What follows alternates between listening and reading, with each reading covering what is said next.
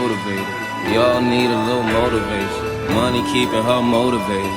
We all need a little motivation. Money keeping me motivated. We all need a little motivation. Money keeping her motivated. We all need a little motivation. Keep all the real motivated. Keep all them little motivated. Maybach 600, it drove her crazy. Sure they gon' do it, she motivated. I've been neglecting the rover lately. I've been neglecting the sober lately. What's going on, everyone? Welcome to another episode of Smooth Podcast, simply motivating others onward through hope. Here to the left of me, I got my guy, Shawn Medina. What's going on? How's it going, Ray? I know it's been a couple weeks in the making, but we were finally able to coordinate our schedules, and I'm glad you invited me up here. Yes, sir. Man. This is a very busy man. Real estate agent, owns a cell phone store, does plenty of events, which we'll get into. And then he has his product, H3 Formula. We're going to talk about all those things. But first, I just want to get into kind of your early life. Where were you born and raised? I was raised in New Bedford, Massachusetts in the 70s. So anybody from New Bedford knows that in itself is a journey.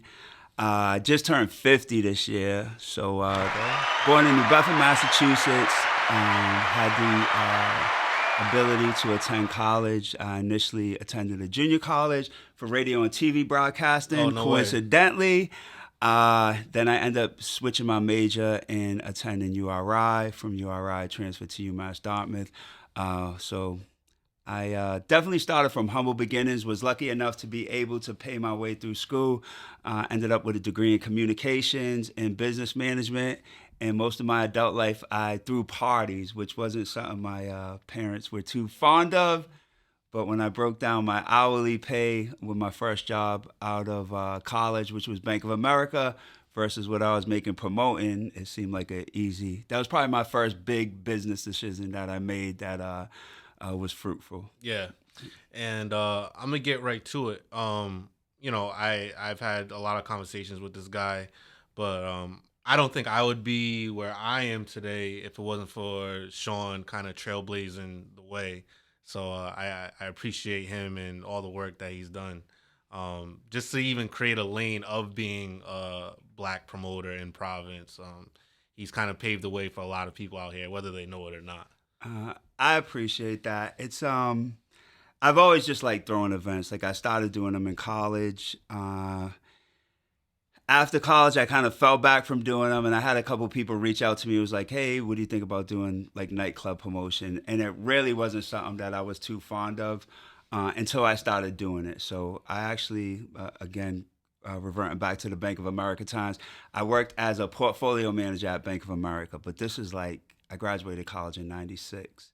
So I did that 9 to 5, Monday through Friday, sometimes working weekends. And I was extending the opportunity to promote a club on a Sunday. So it's someone that only knew me from my college parties. So quick question. So Yeah. these college parties, Crazy. Walk me through that. Cause I'm very interested on like, even your first like instinct on wanting to throw a party. How was it? Like walk us through that. Honestly, it's a story I just don't share. Like I'm really not like a back in the day type dude, but how I got started doing parties was I actually used to rhyme, believe it or not. So wow. I used to rhyme, and I went to University of Rhode Island. So this was my junior year. I transferred over from Wachusett as I made the switch. So I could either have done Emerson or Syracuse as a broadcast major. The teachers that I work with at Wachusett was like, there's no money in broadcasting. You have a good mind. You should be a business major. So I switched to URI. Literally the second or third day I was on campus, my college roommate was Andre Samuel. So he was a D1 basketball player. I got into URI super duper late. And I walked into my room and Maceo from De La Soul was laying on my bed. And I'm like, what the hell? Like, anybody that knows me knows I'm like a big De La Tribe fan. So I just chopped it up with Mace, like, Mace, I rhyme.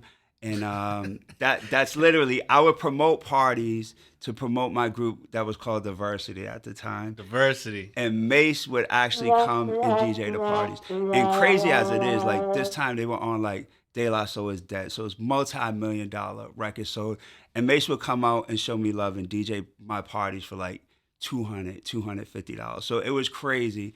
So I started doing events in Fairhaven, Massachusetts, 96, 97. I transferred over, no, years are wrong, 92, 93. Then I transferred to UMass Dartmouth, and I just rolled the relationship I had to Mace into booking other DJs. Like back then, it was different. Right now, we go on Instagram, we can get anybody's contact.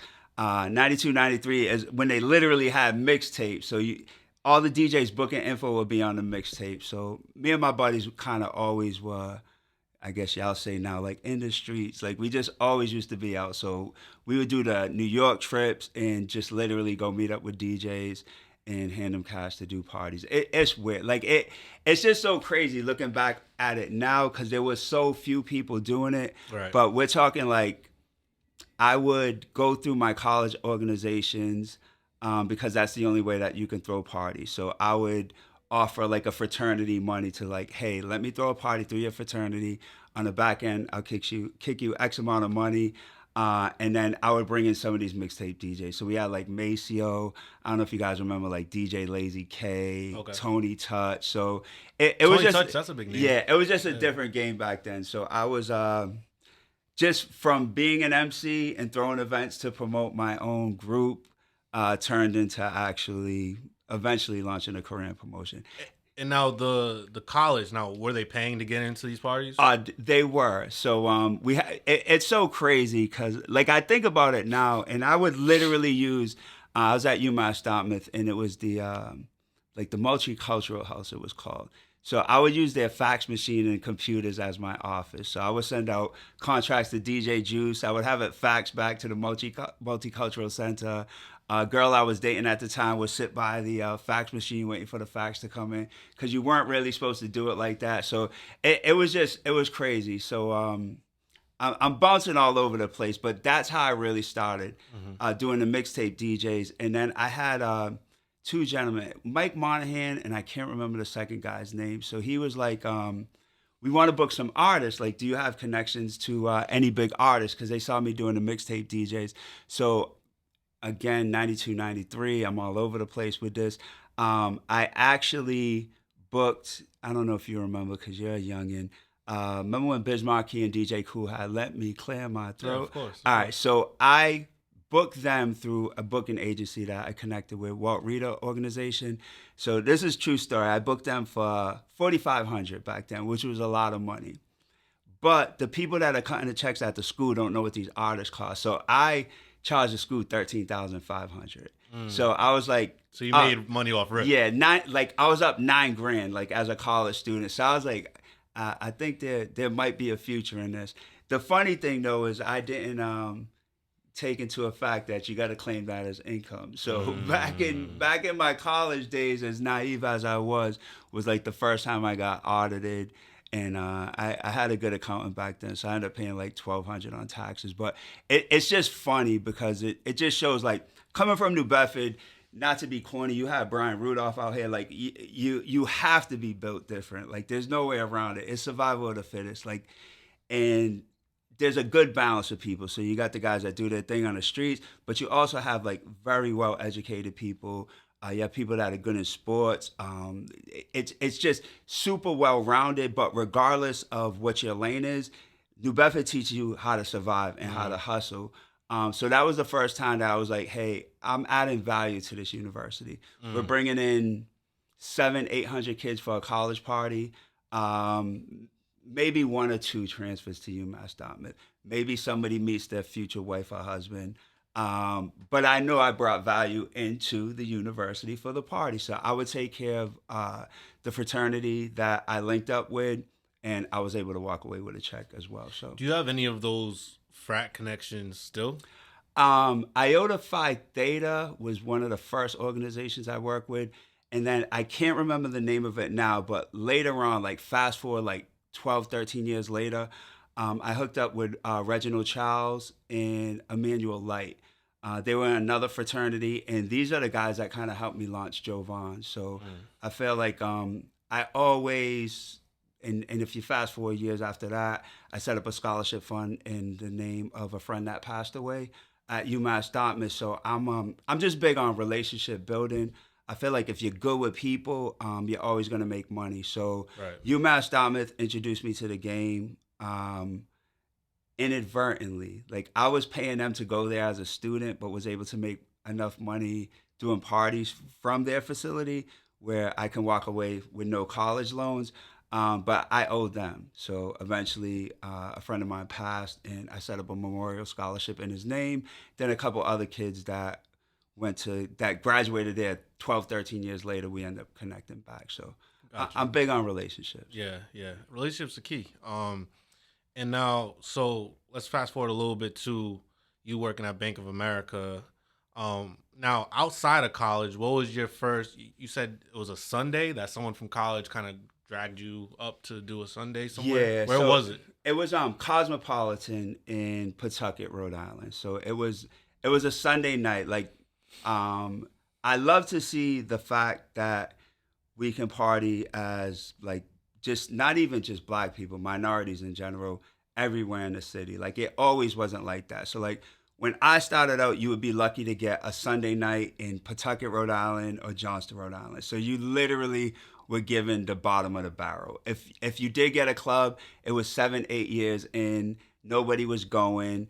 The owner had a drug or gambling problem. They owed Like the last city resort. money. Yeah, it's just so it's funny. Like I always Jay-Z has a line where he's like the Mariano or the Marriott. So he's talking about Mariano Rivera coming in and closing, and he's comparing it like being a game closer.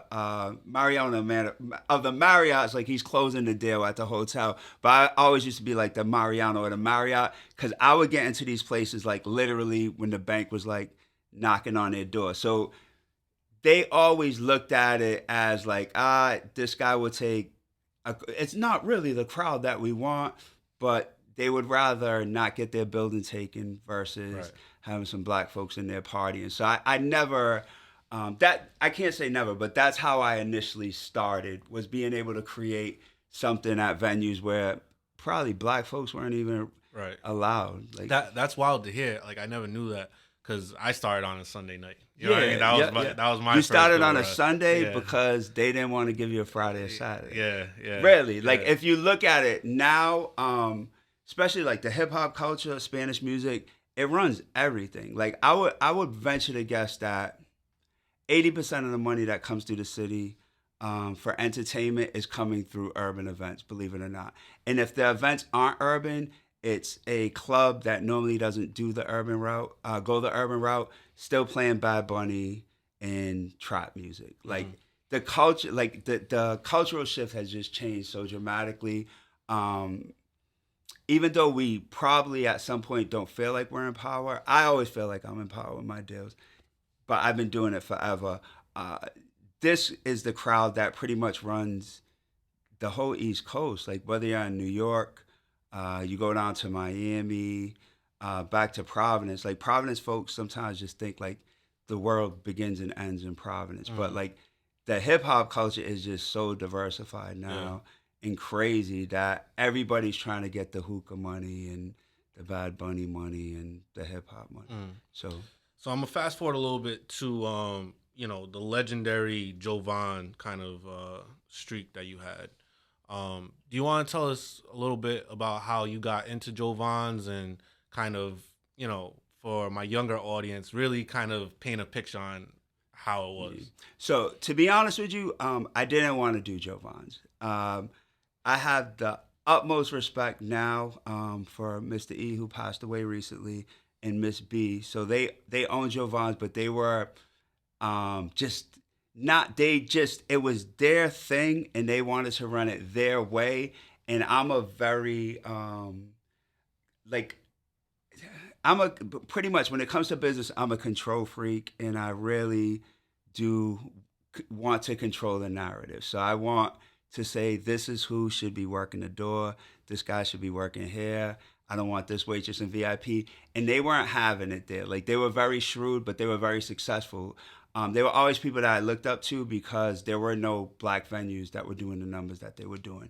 So I went to URI the time I was there and met Lanre Ajakaye, who's somebody you have to have on Smooth Podcast. So he has like the 25 borough street and Onlyville project going. So this dude, Lon Ray's always been ahead of the game. So him and I have been friends since like 1992. So his younger brother Jib was doing parties back then. So he's doing underage party. He was killing them. Like he had a lane, he was killing them. And he reached out to me one day and was like, "Hey Shawn, we should do Jovan's," because Jovan's had a ton of peak and valleys. Jovan started as like a 140 person lounge. Then they expanded to 500 people, then 1,000 people. They were killing them, and then they had probably like a slow period of, I don't know, I would say like 2 or 3 years where it was just dead. So Jib was like, "I think we can turn this around." And I was like, I don't know. I had money invested into a small place in New Bedford, Massachusetts at the time. It was called Legacy. It folded. That was a disaster. And then I was like, you know what, Jib, we'll give it a shot. And we did. And we just had a crazy run. Like opening night, we did probably like 1,100 people. So we had a run of doing Saturday nights at Jovan's. DJ Half Pint was the resident with Chubby Chub. We were like legit doing 1,000 people every night for like 18 months straight. A bad night was like 500-600 people. So yeah. So on my podcast, it's like kind of for motivational purposes only. So like when we talk kind of like cash shit on here, it's not to like devalue anyone else, but it's more to motivate the people that want to gravitate towards that. Yeah. So you kind of brushed over it, but like 1,100 people, what are they paying at the door? So back then, it was anywhere from like, one thing I would say is if you want to even take it back to, Cosmo was like the first venue I had that was just nuts. So Cosmo was like 98, 99. We're doing 700 people on a Sunday.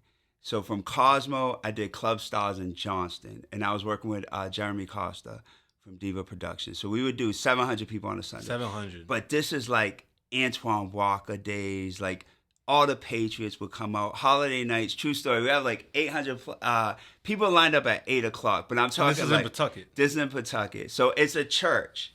It's a church now. So the craziest thing is like the 3 biggest clubs I've ever done were Cosmo, 700 average on a Sunday. Sanctuary, 700 plus average Sunday. I mean, like artists would come from New York to come out on Sunday night. No BS. And then Jovan. I hope some of the people in the studio are hearing this. 700 people on a Sunday. All right, but listen. On a weekly basis. All 3 of those clubs later became churches. So I don't know if that's a good sign or a bad sign. So it's had to wash away all the sins that were going on. So it's crazy when you look at it. Like legitimately, I'm older, so I hate to be like the back in the day guy, but it was really crazy back then. It was different. Like Jovan's, we would do 1,800 people. You had to wear shoes. Like no jeans permitted. You couldn't bring a drink on the dance floor.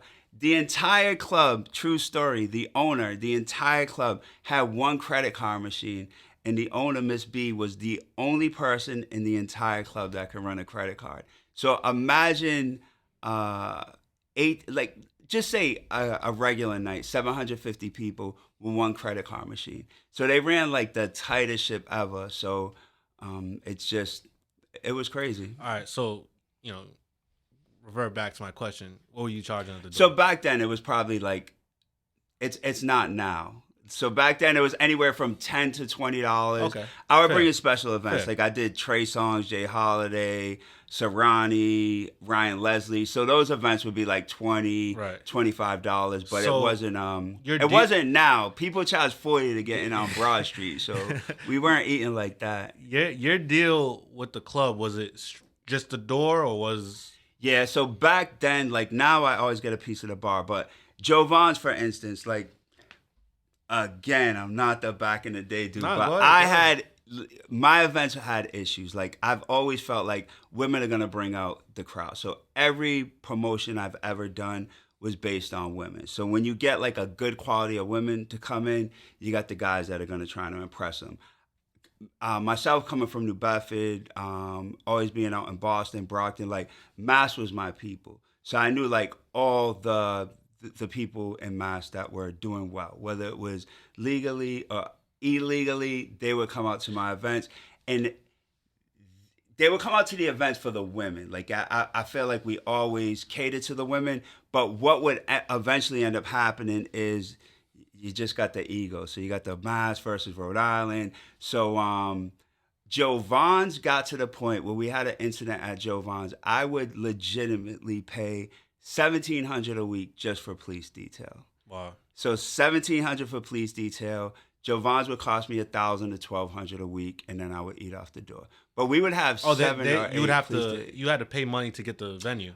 We had like when you're doing that many people, we probably had 12 to 15 security people on it. Yeah. So it was just a different time. So it's not like I can't even say that it was better because it was a lot. Like the work was much harder, but it was expensive. Yeah. So like a lot of the Providence Police Department, I put their kids through college. Like I got beat up. So between Post, Sanctuary, and Jovan's, which was a good like 7 to 8 year run, I didn't drop no less than $1,000 a week just on police detail. Wow. So it's different now. Like now, a lot of the venues don't charge a cover charge. The venue itself can offset some of their overhead because they have hookah. Like back then, it was a DJ and $5 rum and coke. So it was just it was a different environment. So. Right. Now you mentioned Antoine Walker. You mentioned Trey Songz. Who else were at your parties? Like notable people that were at your parties that you can remember. The party that actually put me on the map was I did Jay-Z at Cosmo. So we did Jay-Z at Cosmo and.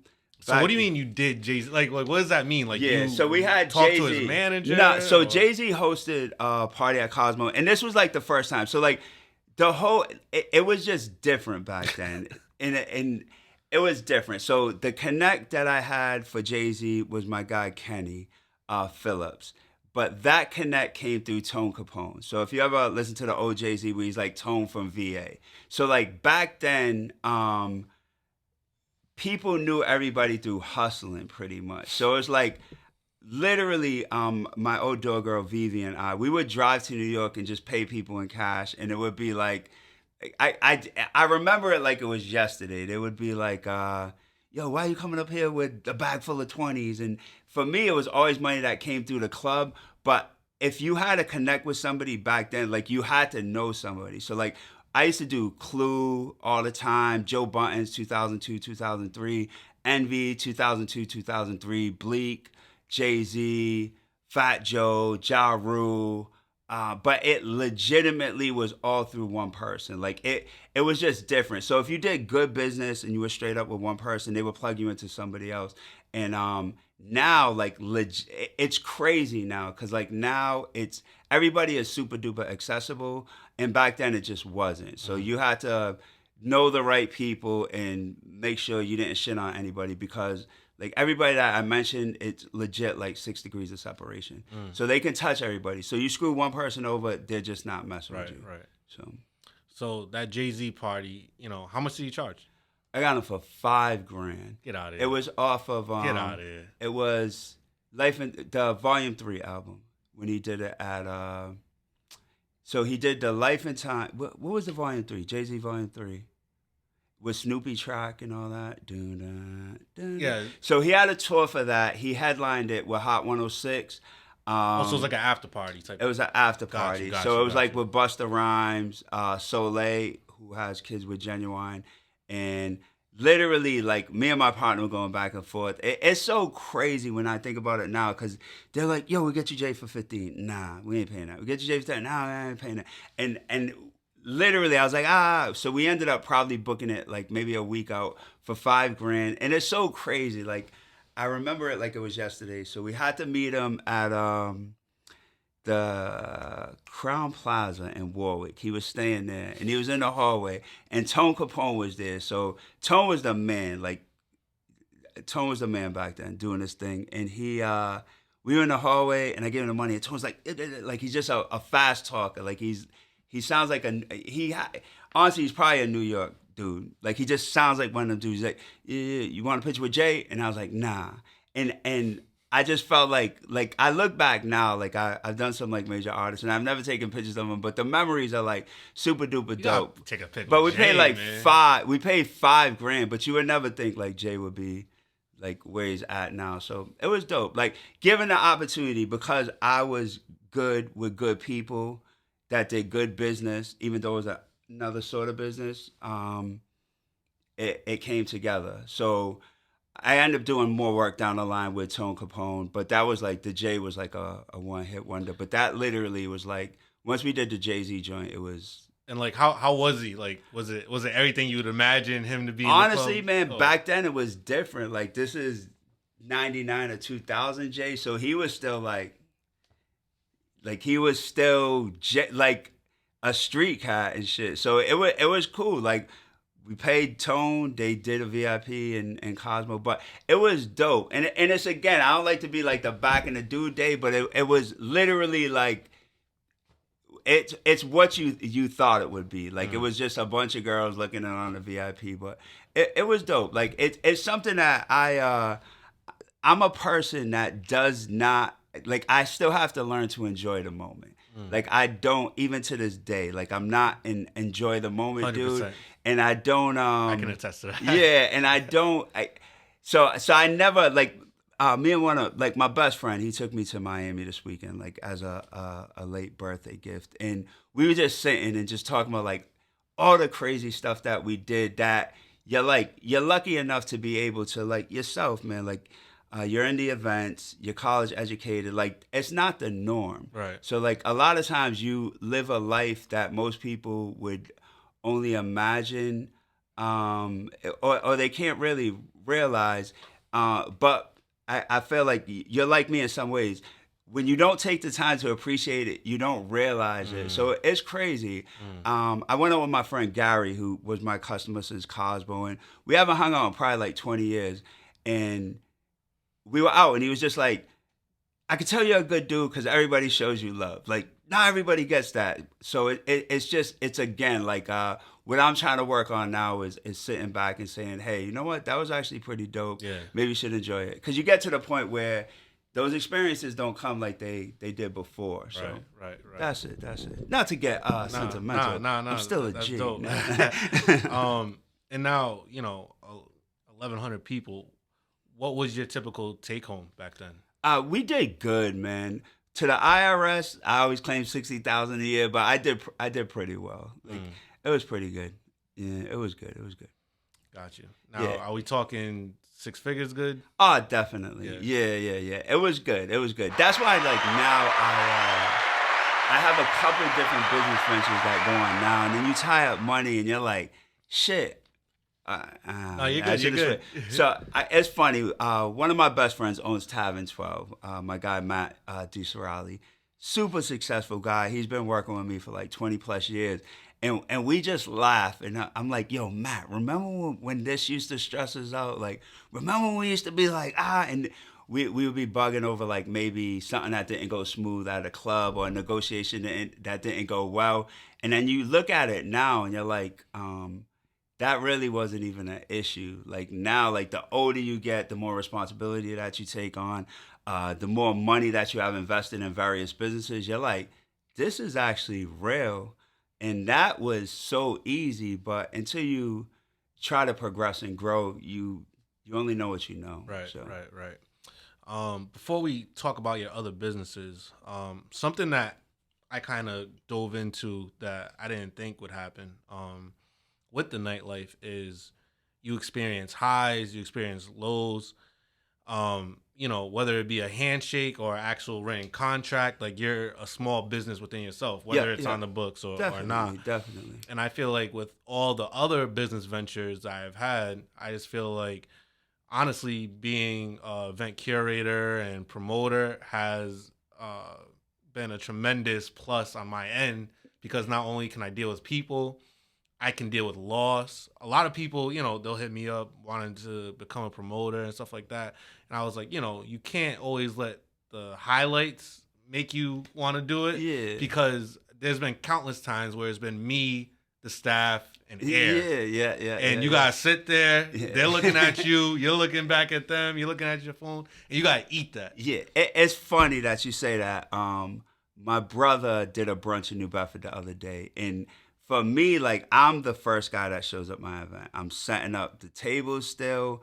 I am organizing the guest list. Like, I feel I owe my customers my attention for an event. Like, I used to tell Paparazzi Rob, who's been working with me forever, is these people are choosing to give us their money. Like, you have to value their time. Whether it's one of my businesses, the events, real estate, I'm into relationship selling. So I feel like if you choose to give me your money, you deserve something back in return. And so I'm always the first one at the event. If I have a door girl that's supposed to be there at 12, at 12:01, I'm barking. Like, all you got to do is show up on time. Like, that's just how I am. I take care of everybody in terms of pay. So even after I bark on them, they'll apologize when they come back. But my brother had a brunch, and it was the day of like reggae on the beach in New Bedford. So he's like, yo, there's no one here. This feeling, and I still get that feeling. Like, I still ask everybody, like, is it good? Is it good? Like, I feel like not ever being satisfied in anything, unfortunately, is what always keeps me motivated. So my brother was just like, yo, this feeling sucks. Like, it's still early, but this is a shitty feeling. And then my buddy Blaine, his dad just set up a scholarship fund. He raised over $100,000 himself. We went to an event on Friday, and he was like, I sold 30 tickets, and it felt like I sold 3,000. Like, I don't know how you do it. And I just think people don't respect that part of it. Like, Right. so the older I get, the more apt I am to tell someone no, like, you can't get on the list, or there's no list. Because believe it or not, like, you have a strong hairline. I've had one in 20 plus years. This will aid you. Like, if you care about the event and you really put time into it and you value your relationship with your customers, it's not as easy as everybody thinks. Like, Right. literally, I go around, is this good? Is this good? You having fun? Like, what's the theme? Like, I think that is, even at like my age, I'm still able to get people out because the level that I actually care about my customers and the event being a good event all the way around, like, not just money wise, is it's the gift and the curse. Because I've walked into some venues and I'm like, this is crazy, and not in a good way. But the promoter makes money, so they don't really care. But again, I'm not a transactional based person. Like, I feel like your value is in your people regardless. Like, there's times you reached out to me, it was like, yo, you want to do this? And I know I wasn't going to make you any money. And what I say? Nah, like, I'm not going to take money, because if you're more invested into something than I am, and you have me in as a partner and I'm just taking 50% to show up, it doesn't sit right with my soul. Right. Like, not everybody is like that. Right. And eventually something will come along where we can actually make money the right way. But that's just something that I just don't do. Right. For me. And now these other businesses, Metro PCS. It's funny because I just had James on the podcast. Yeah, He'll be on the last one. Tough by the time hustle. this- I was with James yesterday, as a matter of fact. So Metros I got into about 4 years ago or so through James. So how it basically works is T-Mobile, well, Metro PCS was independent at the time. They don't offer franchisees, but you're basically an authorized dealer. So to get in, I had to get in under James. I opened my first store in 2017, 2018. So I had a store in Dedham, West Roxbury, Wareham, and Kingston, Mass. Sold a couple, closed a couple. So right now I have like one lone standing store that I was actually talking to James about yesterday, about buying it and kind of just washing my hands with it. So it's a grind. Brick and mortar in general, once the pandemic hit, it's not the same. So like, for me personally, between my two stores, I was down realistically 700-800 customers a month. Wow. So the money just, it doesn't Wow. add up. And then again, with me being the type of person that's always vested in stuff, I don't know how to say, just let it go. So once I lock in on something, I'm like, we're gonna save it or we're gonna let it go. And it wasn't a bad hustle. So I don't know what James got into, and not to get rid of, not to divulge like the secret sauce, but T-Mobile was brilliant in regards to the plan they put together when they partnered or took over Sprint. So what they did is they opened up a ton of T-Mobile stores. They opened up a ton of Metro by T-Mobile stores. They increased their market share. All you had to have was DNA to open a store. So now when they're pitching it to Sprint, it just looks better. So I feel like if you were in this cell phone game 7, 8, 9, 10 years ago, you're walking away a millionaire. I came in 4 or 5 years ago. It wasn't bad, but it's like you got to know when to say when. So it's not a bad business at all. T-Mobile is actually the second largest carrier in the country now. It just doesn't work for me now. So I have my one store. I make sure my store does what it's supposed to do. But money wise, it's not what it used to be. Now you joined, 5 million other people in becoming a realtor. Over the last couple of years. Definitely. So what made you do that? Honestly, I'm like a very inquisitive person. So we have a mutual friend, Jonathan Texera, that was buying and flipping houses. Killing it. His work ethic is impeccable. So I was always like, hey, you got a deal, put me on. You got a deal, put me on. You got a deal, put me on. So he put me on to my first flip last year in New Bedford. And literally my initial intent with being a real estate agent was be able to list projects that I bought and I'm looking to flip myself, because I know everybody and everybody, but the real estate game pretty much became like the promoting game. Like everybody became a real estate agent. But if I can sell one property myself and not have to list it through another broker, I won. So it's just like literally saving the fees. I spent maybe say $1,500 on my entire real estate career at this point now, but I saved just on the first day I had a loan. We probably saved like $12,000 in commission. So I'm up already. So I initially got into it just to be able to sell the properties that I was fixing and flipping. With interest rates and everything being crazy, Jonathan and I have 2 projects in the works now. So we have a 3-family in Providence and a single family in New Bedford, and those will both be ready to view in a week or so. If I sell one of those without having to hire an agent, it's a win. But if I did hire an agent, I would hire Penny Jimenez at PJ 3535. And so it was more of a strategic move to save money on the flips rather than you really wanting to be a realtor. What it is yeah, definitely. Like for me, I didn't know if I would be able to be in Milton, Massachusetts, and drive to Cranston to show somebody a place that they wanted to see. But I feel like at any point in time, like regardless of what lane you're going in, being educated and having a certificate or a license, you can never go wrong. Like, true. So why not add value?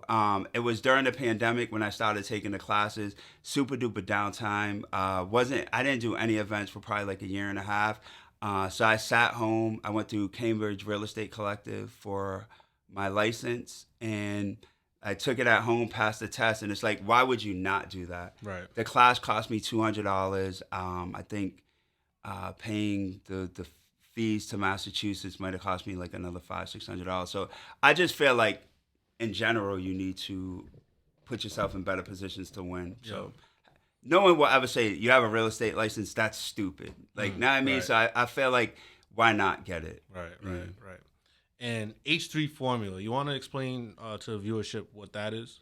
Okay, so it's Formula H3.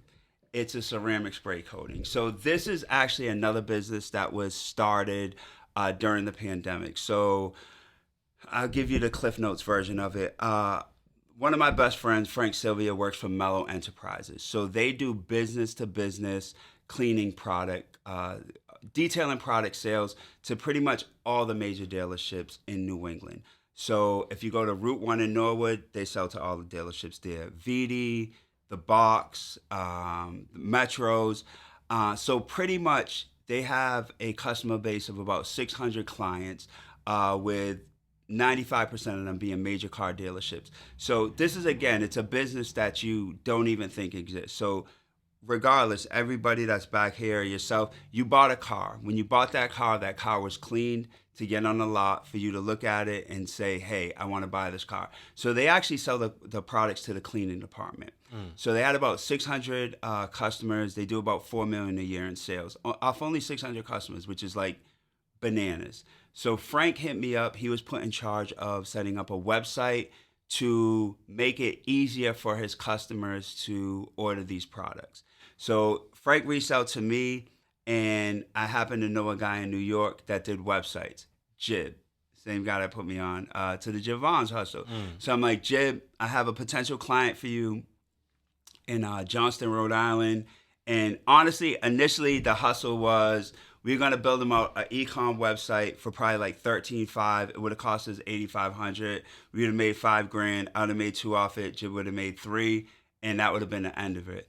But once we started actually looking at the numbers that were brought in through online detailing products, depending on who you talk to, Jib and I went back and forth, and I was like, hey, Jib, what do you think about if they pay for the base website and we build out the e-commerce side? Like, I'll pay for the e-commerce side. Like, I think we can sell some of these products online. And he pulled the numbers, and it's like a pinhead when it comes to like the entire United States. So like online detailing products right now might be like $60 million a year, which sounds crazy, but these are old companies that are used to doing old ways and brick and mortar. So AutoZone, Advanced Auto Parts, Orion's Auto Parts. So we were like, I think that this is something that can actually work for us. So Jib had a background in ad agency, and pretty much what we decided to do was, instead of pitching them a cost for the website, we decided to pitch them a cost for a partnership. And we were like, listen, you guys supply the products and we will supply the marketing. Like, so you got the secret sauce, we're going to label it, and we're going to run with it. So that's how that deal came about. So it took a year probably to get everybody on board. My partners are a little bit older than me. So there literally is, when it comes to like technology, there is a hard gap when it comes to social media, the willingness to learn and being on social media. Yeah. So like I'm 50 now. Whew. I started the project at like 48. I'm like right on the cusp of not knowing this stuff. Jib was like 37, 38, 39-ish. He's the analytics guy. So he's the guy that these large firms want to hire. So we basically end up putting a plan together where we partnered. We were the front end, they were the back end, and that's how Formula H3 came about. Since then, Jib has taken on other endeavors, but we ran with it. So like one thing I didn't realize is people like their car being clean. So you got the weekend warrior, you got the fast and furious guy. Like regardless, like it's part of your fresh. Most of the guys that are like driving the Bentleys and they're not cleaning their own car, but they keep it fresh. So I was like, I'm going to do what I know. What I know is events. And I was like, let's see how we do at these car shows. So I had another good friend of mine who I worked with since he was 23, 24. And this guy's just killing it. Tyrone Campbell. So he has a company called Tie Work. So just to put things in perspective, this guy started off doing commercials with me for $300 for Jovan. This guy is doing spots with Simone Biles, 6 figures for 2 minutes work. So he's a beast. So I'm like, Huss, I have this. It's a great product. He's from East Providence. He's from East Providence. Yeah, I know he is. Yeah. So it's again with me being a relationship person. Now I probably haven't worked with this guy since 2006, 2007. But we're like, I think I have something here. So let's see what we can do. So Huss went in, he took over the creative on it, and again, like I'm not a person that knows car products. I'm not a car guy. No one will ever look at me and say, hey, Shawn Medina is a car guy. But the fact that I built a good rapport with people, under promise, over deliver, and I'm a straight shooter, we were able to get auto details off the ground. So it's Our lead product is Formula H3. It's a ceramic spray coating. So basically, it replaces traditional car wax. So I used to pitch it as car wax on steroids. So it's a spray-on wipe-off formula. You can use it on your paint, glass, wheels, trim. Can last up to 6 months depending on how much you wash the car. It's an elite product. Again, with me being the way that I am, we went through 3 formulas before we even released this. So what Jib and I did at the time was we found like the 12 best selling products in our lane on Amazon, and we just torture tested against all of them. And we wouldn't release it until we were number 1. So with that being said, we have a great product, hella upside. We've done like Envy's, Carcella, I saw that. yeah, we've done a ton of stuff. Early on when we started doing Envy's Coachella, I had a friend that was part of his management team that reached out about making him like an ambassador of the product. We never followed through with it. Like I feel like if you don't bring something to the table, not saying that they would have done it, you're not going to get the deal that you deserve. So what we have been trying to do organically and through paid ads is just build up the value of the brand. So when I present it to you, it has value to you as well as you promoting it for me. Yeah. So that's where we're at now. So I think that's very important. I feel like nowadays, people aren't really buying into the potential of a product. You kind of need to have everything already laid out. Not only that, but it has to be super convenient for the consumer to digest the information and to buy it. Like you have to legit baby feed them, but it needs to be like, super creative, impactful. All encompassing. And it's crazy too because we started at legitimately, it seemed like the best time. So you're like, you got downtime, people can't go to the malls, let's start an e-commerce brand. 150 other million people thought the same thing that I thought. So now, like acquiring a customer on Facebook, let's say in 2014. So the cost to acquire is you run an ad, someone clicks on it and purchases it. So I'm going to give you high level numbers. The people I work with are like just masters at this. 2014, you run an ad, you click on it, you buy something. It would cost about $1 to acquire a company. To acquire a customer for a sale. So you got a product that costs you $20 to buy. Let's say the product costs the manufacturer $5. So you have $15 to play with. It costs $1 to acquire that customer. You make $14 off that product. That is meaty. Like that is a meaty transaction. So now you fast forward to like 6 years later, 2020, pre-pandemic.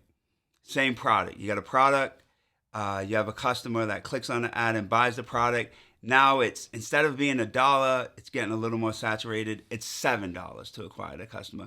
But you still got some meat on the bone. Right. So it was 20 for you're selling it for 20, it cost you 5, 15 to play with. 7 went to acquiring the customer, $8 profit. Right. That same customer in 2020, that was $7, is $70 now. It's so flooded now. So the fact that you had so many new e-commerce businesses launching and competing for the same customer killed everything. Yeah, on because the top price of goes up for the ads. Yeah, like now you're fighting to get that same exposure.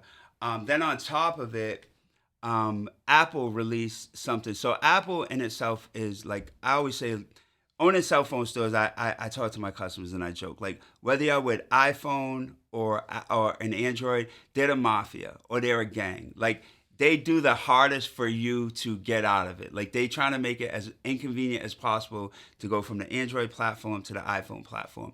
So what iPhone has done is they're basically trying to be their own ad entity. So if you guys have noticed probably in the last year or so, every app that you download, it asks, would you allow this app to track you?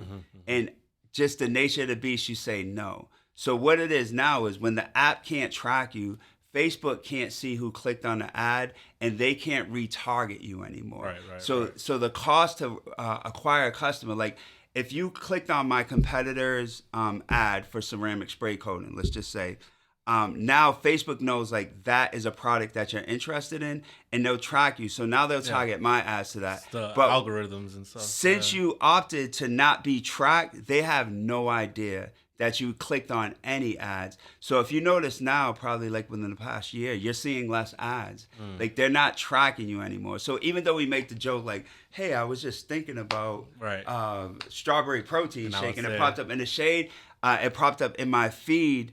Apple already killed that, and now Android is actually the next platform that's going to kill it. So it's all the businesses, there's a lot of highlights, but do you want to kind of divulge on maybe like a very like low point that you had while doing all this entrepreneur stuff? Honestly, entrepreneur life in general is a roller coaster. Like it's not like for me, I'm the type of person that is always like, never let them see you sweat. Like, I feel like whether it's good or bad, whether it's business or personal, you always need to stay level. Like, Yep. you always want people to feed off your energy. I agree. I was thinking about getting a job today. Like, I have money tied up in auto details. I have money tied up in 2 flips. Don't do events as much as I used to. So it's always like, it's literally always a roller coaster. So what I would say to any aspiring entrepreneur is trust your gut and bet on yourself. Like, I call my company Medina Style Entertainment, Medina Style. Like, my name is on it. The reason why people will think about buying a house from me is because I've been solid on the Medina Style events. You would buy a product from me because I've been solid on the house stuff in Medina Style events. Like, I feel like if you truly believe in what you're doing, you have to bet on yourself. But there are no guarantees. Like, if you're a person that cannot take lows, get a job. And there's nothing wrong with getting a job. Like, society paints a picture. Like, I hate dudes like Dame Dash. Like, I really do. Like, oh, you got to be a boss, blah, blah, blah. Are you really a boss? Like, if you're using someone else's money, you still have to answer to somebody. Yeah. So it's like, it sounds good and it's a good soundbite, but what's wrong with like going to college and getting a job? Like, there's nothing wrong with having that balance. I think it's because he can never picture himself having a boss. But it's like, you know, everyone has a role to play in this world. So it's like, not everyone's going to be like wanting that. Like, you know, like I said, I was talking to James. He made a very good point. He said, you know, me viewing my success, someone might say, "Oh, that's way too crazy. Like, I would never want to do that." Like, they'll take the less money to just not live that crazy life. But you know what it is though? Is like my cousin Darren said this. He's a real estate agent. He does very well. He said, like, for every ass, there's a seat. So basically, like, literally, for every situation, there's someone that's going to be comfortable with it. Like, my brother didn't realize you have to go through anxiety when there's nobody at the event. So maybe that's enough for him to tap out. Or maybe having people come was like, oh, like that fed my endorphins are up. Like, now I want to crush it. But it's a struggle. Like, it literally is. Like, I just in terms of like the businesses alone, like measurable results. Like, there's just a lot of businesses that did not survive the pandemic. Right. Like, there's not. There's people that became billionaires off the pandemic. Right. Again, so it's like, do you trust yourself enough to go the extra mile? And even if you do, like I always say it, having an education gives you the opportunity to have opportunities, or having a trade. So like, there's nothing wrong with having the balance of both. Like, let's just say I do have 2 college degrees, but if I didn't have a college degree, I can spend $1,000 and get my real estate license. So I have that. So you can actually have a good solid 9 to 5 with benefits in a 401k and still venture out. So what I would say is, you're gonna get your ass kicked being an entrepreneur. It's impossible not to. Like, you can have somebody that is sitting on $5 million worth of property and cannot even pay the minimum on a credit card 1 month. That is what being an entrepreneur is. Like, do you have the stick-to-itiveness to get through that? And it's not for everybody. It's definitely not. But I encourage everybody to, like, give it a shot, man. Like, you got to bet on yourself, man. Yeah. If you can't bet on yourself and your idea, then don't be an entrepreneur. Right. So we're going to get into a couple of this or that questions. So I'm going to say this or that. All right. And you give me an answer with a, very brief reason why. Yeah. Hot or cold? Cold. I hate being hot. With a passion. Really? So you like winter up here and stuff? Honestly, I like nice weather, but being comfortable. Okay. Would you rather be loved or respected? Loved. And why is that? Honestly, I feel like love is something that you can feel. Like, respect is I'm gonna curse again. It's bullshit. Because someone can show you respect to your face and bash you behind your back. I don't feel like you can fake real love. Mm-hmm. What has a better party scene, Miami or Vegas? Miami's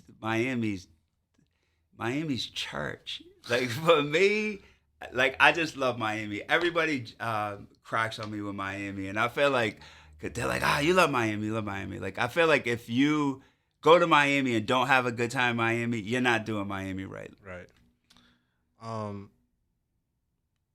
What company do you like the most? Cell phone or the Formula H3? Formula HD because I'm more in control of it. The cell phone, you still have to report to T-Mobile. Okay. This next section is smooth or not smooth. So Alright. I'm gonna give you a couple of statements. You're just gonna let me know smooth or not smooth with Alright. a brief description. $500 first dates. Smooth. Care to elaborate or just leave it at that? Honestly, it's if you feel that the person you're out with is worthy of a $500 first date, then that's smooth. I feel like yeah, like that's it. Like I feel like everything has a value. Okay. Surgery abs. Terrible. Terrible, man. But I just saw Shaq got his abs done, and he actually motivated me to get back in the gym because I've been slacking. Splitting rent with your significant other. Not smooth. Not smooth. Yeah, I'm old. Yeah, so I have my old school ways. Social media. Smooth. Yeah, social media is smooth. Like especially for someone like me. Perfect example. Quick story. Friend of mine, Will Poole. He used to go to Boston College with my brother Dwayne, which I know you went there. I haven't seen this guy in like 20-something plus years, but we always communicate through social media. He met me out in Vegas last year, and it was like we didn't miss a beat. Like the fact that it's able to connect people, it's dope. Like old people that don't like social media is because they're stuck in their old ways. Like being able to send a message to somebody across the country that you might not have seen in how it's just evolution. Right. Not all evolution is good, but it's smooth. Right. Hoochie Daddy shorts. Terrible. What I will say See, is, in my head, I was like, he could go either way with it. Because So- I know in like the 70s and 80s it was a thing. So I was like, I don't know. So what I would say is this: is I do the shorts above my knee, but Hoochie Daddy, just the name is terrible, man. It's terrible. I don't like the name, man. Okay. That's a paparazzi Rob thing, man. I love paparazzi Rob. But So now I'm just going to give a list of kind of like deeper questions. All right. Who are your two best friends? Dave Mendes, Frank Sylvia. Okay. If I go up to those two people Yeah. and I say, each one of you guys, what do you think Shawn Medina needs to improve on the most? What would each one of them say to me? I'm stubborn, man. Yeah, I'm a tough person to deal with. All the way around. So would they both say that, or would one say that? Nah, they were in different degrees. I do business with both of them, and I'm tough. That I would say being. Know what I would say? I would say this is stop expecting people to be like me. They would both say that. Okay.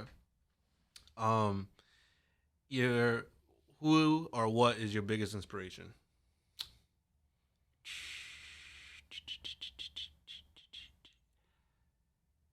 I would probably say taking care of my people is like my biggest inspiration. I genuinely want people that I love and I care for to do well, like genuinely. So that I see like the Instagram post and the motivational quotes. Like for me, that is probably like a 2-second hit. And I'm like, but it doesn't matter. So I want you to be completely blunt and honest with Yeah. this next one. All right. So as a promoter and someone that's in the promotional game, I do a lot of things myself too. Yeah. I make the deals with the owners, Yeah, things yeah, of that nature. So when you get, the mid 30s, early 40s, they come up to me, multiple people, and this is no word lie, they come up to me and they say, "You remind me of a younger Shawn Medina." Yeah. Has that message ever been relayed back to you? Nah, I not that. Like honestly, like my relationship with venues and people in general, like it has phases, yo. So like initially I am very like, let's fill this out.